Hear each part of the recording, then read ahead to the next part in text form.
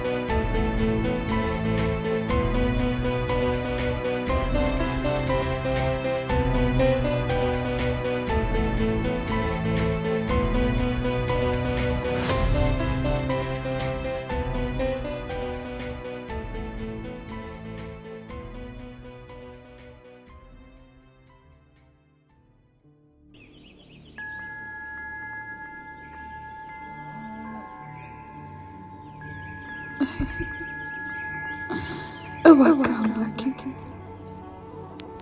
በማያልቀው ስጦታ ሰላምህን ምህረትህን ወደ ቤት ያስገባልኝ።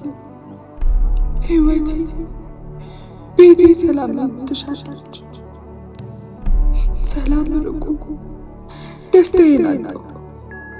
ደስታ ማጣት ጤኔን ነስቶ ዕድሜን እንዳያሳጣኝ ሰጋሁ። ላለንበት ችግር፣ ላለንበት ስቃይ፣ ላለንበት መከራ ካንተ ውጭ አዳኝ የለንምና እባክህ አምላኬ የሰራዊት ጌታ በበረከት ጎብኘኝ እባክህ።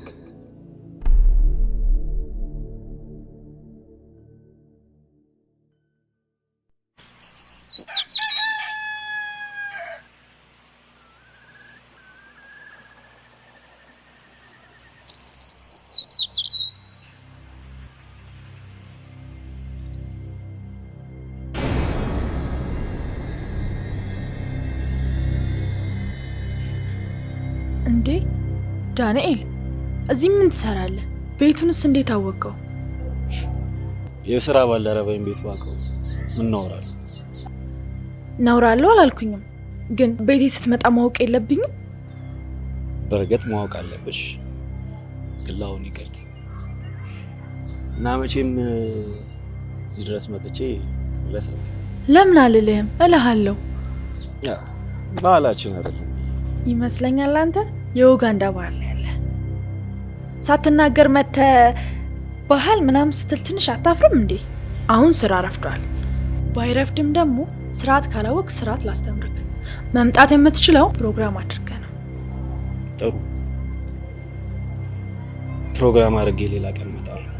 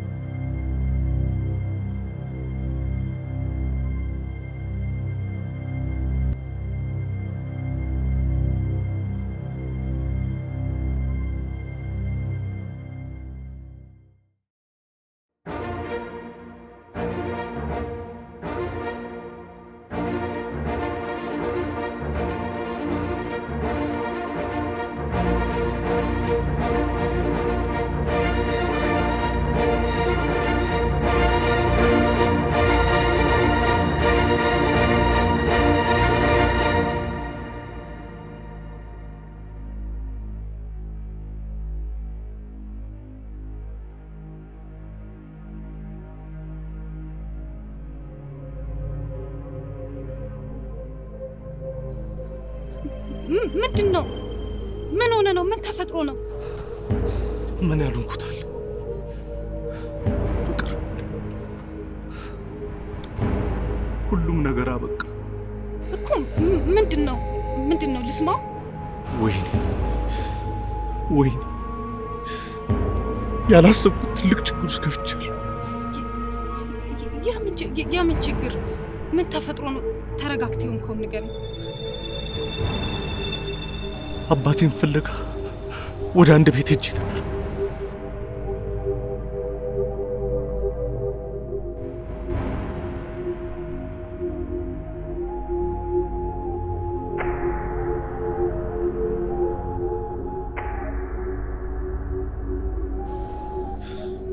ቤቱን ሳንኳኳ የሚከፍትልኝ ሰው አጣሁ።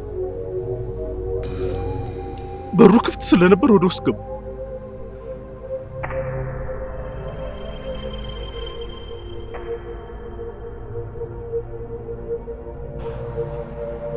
አንዲት ሴት 10 ዓመት የማይሞላው ልጅ በትራስ አፍና ለመግደል ታሰቃየው ደረስኩ።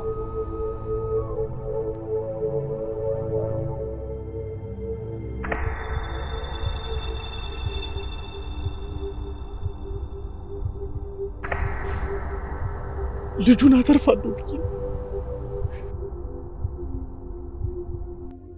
ልጅቷን ከላዩ ላይ አንስቼ ወረወርኳት። ልጁ ግን አልተነሳም።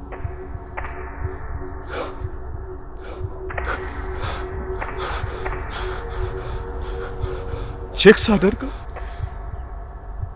ህይወቱ አልፏል። ምን አይነት ጨካኝ ሴት ናት? እናቱ ናት?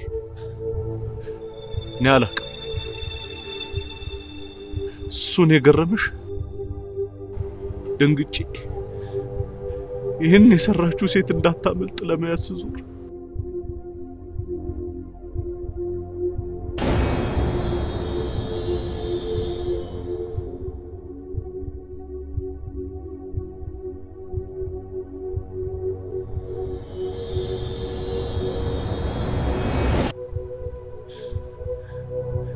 የጠረጴዛው ጠርዝ መቷት፣ ደሟ እየፈሰሰ ወለሉ ላይ ወድቃለች። እና ሆስፒታል ወሰድካት?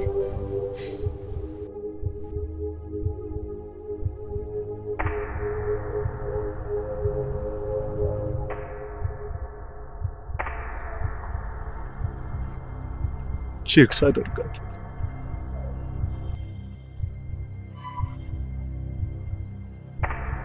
እሷ ሞታለች። እና ሁለቱም ሞቱ እያልከኝ ነው?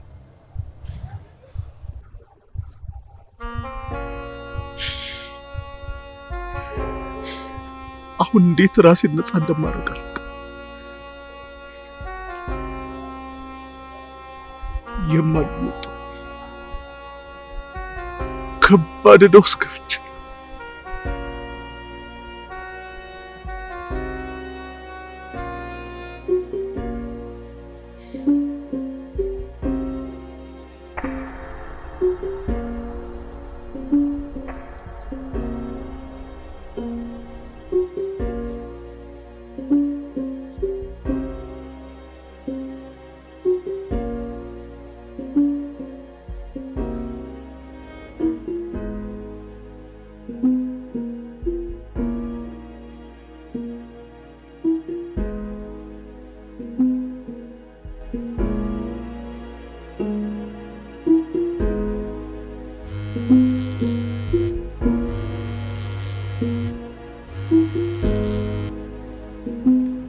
ወይ ልጅ ሄሎ እማዬ፣ እማ አረገዝኩ። ከማ ቆይ እንዴ ቆይ ከማ እማዬ ደግሞ ከሄኖክ ነው፣ ሌላ ከማን ሊሆን ይችላል? ቆይ ግን በደንብ አረጋግጠሻል? ቆይ ደግሞ ያላበጥብኝ ነው ብሎ በኋላ ወይኔ እንዳይሰቅለን ወይኔ። ይኸውልሽ እማዬ በተደጋጋሚ እያመመኝ ነበረ። ከዛ ቴስት በማድረገው ቴስት ሳደርገው እንዳረገዝኩ አሳየኝ። እማዬ አሳየኝ። እውነትሽን ነው? እርግጠኛ ነሽ? እመኝኝ እማዬ፣ አርግዣለሁ። እማ ተመስገን። የሚሳንህ እኮ የለም መድኃኒዓለም፣ የሚሳንህ እኮ የለም መድኃኒዓለም። ተመስገን። የማይፈታ ቋጠሮ እኮ የለም ባንተ ዘንድ። የኤልሳን ማህፀን ያለመለም የእሱንም ዘር አለመለም። እማዬ ይሄ ታምር ነው። በቃ ሌላ ምን እንደምልሽ አላውቅም እማዬ። ምንም አትበይ። ዝም ብለሽ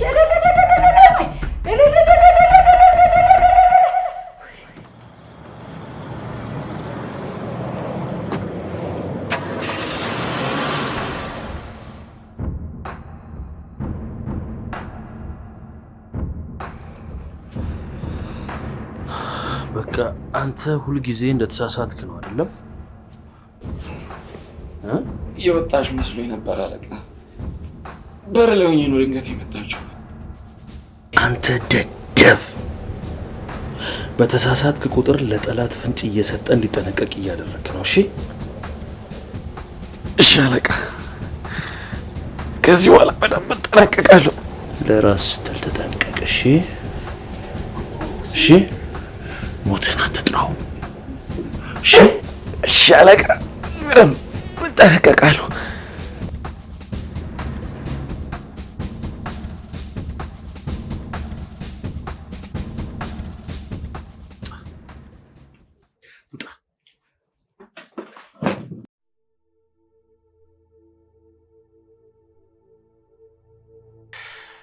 እንደምን ውላችኋል። የደረሰን ሰበር ዜና አለ። ዜናውን ማቀርብላችሁ እኔ ዮሐንስ አሰፋ ነኝ። አብራችሁን ቆዩ።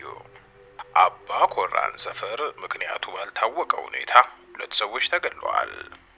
ነገሩ እንዲህ ነው። ሟች ህፃን በረከትና ሟች አማረች ጸጋው አገራማን ብለው እየተጫወቱ ነው።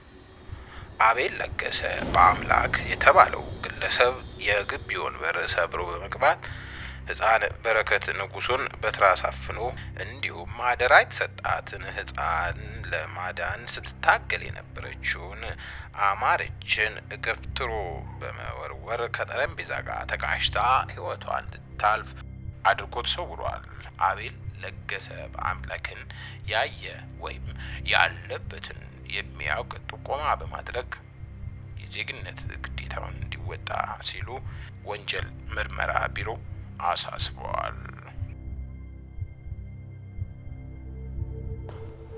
አቤል ለገሰ የ2 ሰዎች ህይወት አጥፍቶ ተሰውሯል።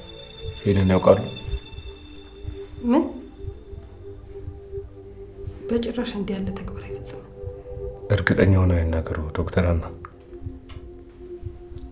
የሟቾች አስክሬን ላይ ማለትም ህፃኑ የታፈነበት ትራስ ላይና ሰራተኛዋ ላይ አሻራዎቹ ተገኝተዋል። ይህ ደግሞ ሙሉ ለሙሉ ወንጀሉን እንደፈጸመ የሚያረጋግጡ ናቸው። እሱ ይሄን የማድረግ ድፍረት የለውም።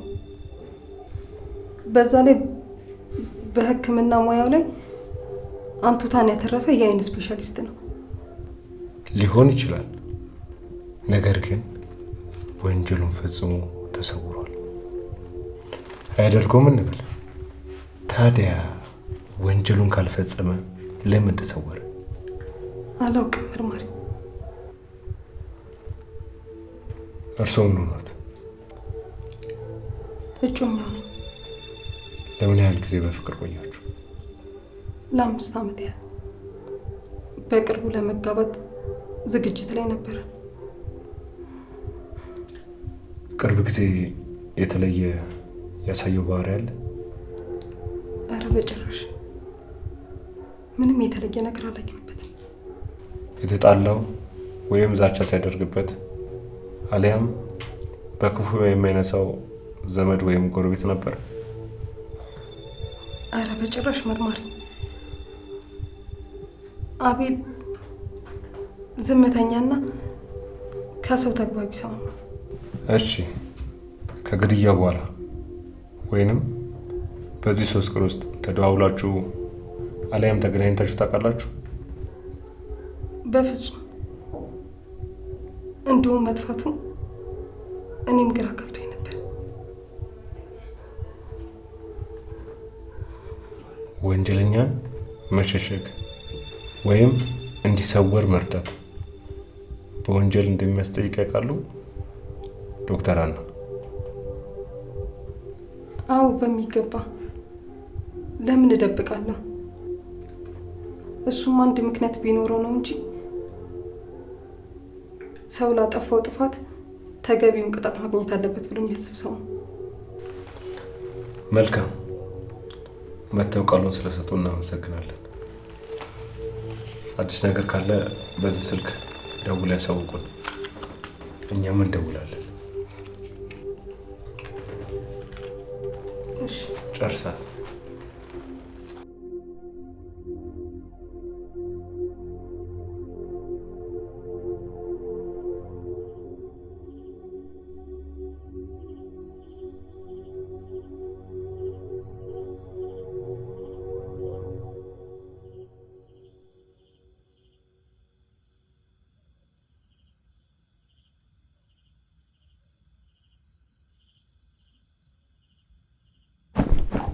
ተረጋጊ። ምንድነው እንደ ፌንጣ የሚያዘልልሽ? ዘለልኩ እንዴ? ለነገሩ እንዴት አልዘል? የምነግርህ ነገር እኮ ነው እንደዚህ ያዘልልኝ። መቼም እናንተ ከረሃብና ከችግር አታልፉ። እናትሽ ምን ሆነች? ኧረ እማዬ ምንም አልሆነች።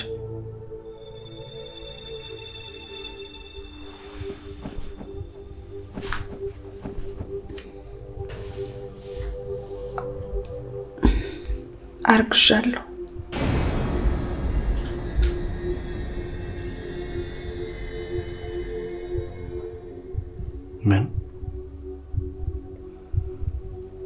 ምን ማለት ነው? ያው በተደጋጋሚ ምልክት እያየሁ እንደሆነ ስነግር አልነበር? ከዛ በቴስተሩ ቼክ ሳደርግ እንዳረገዝኩኝ አረጋገጥኩ።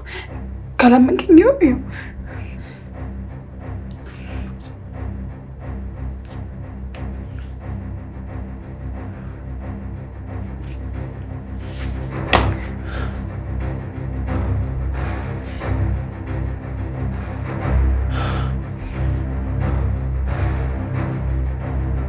ለማመን የሚከብድ እውነት ነው።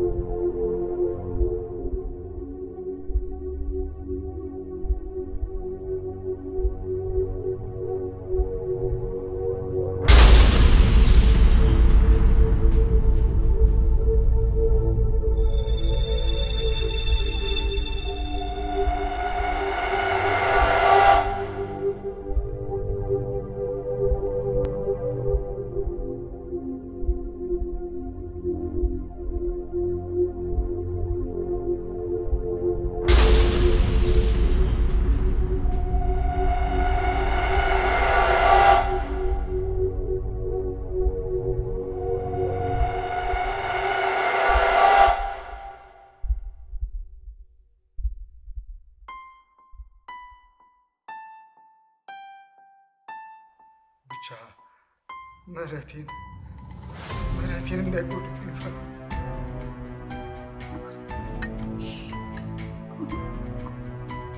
ለጽንሱ እድገት ሲባል በቂ ቫይታሚን ማግኘት አለብሽ። ክፋት ምሱ ነው። ምንም እንደማያውቅኝ አንቺ ብልቀቂኝ ብሎኝ ጮኸብኝ።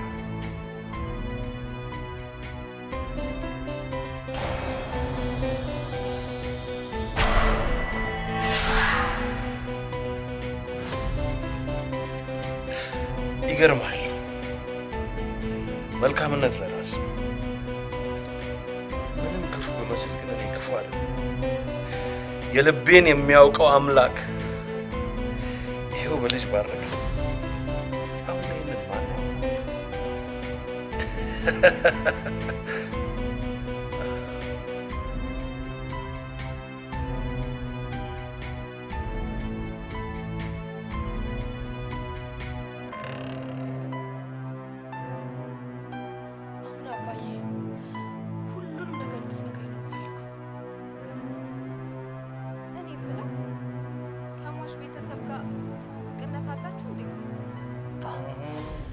ያለፈው አልፏል። ወደ ኋላ መመለስ አይገባም። ያለፈው አልፏል። ድጋሚ ማስታወስ አይገባም።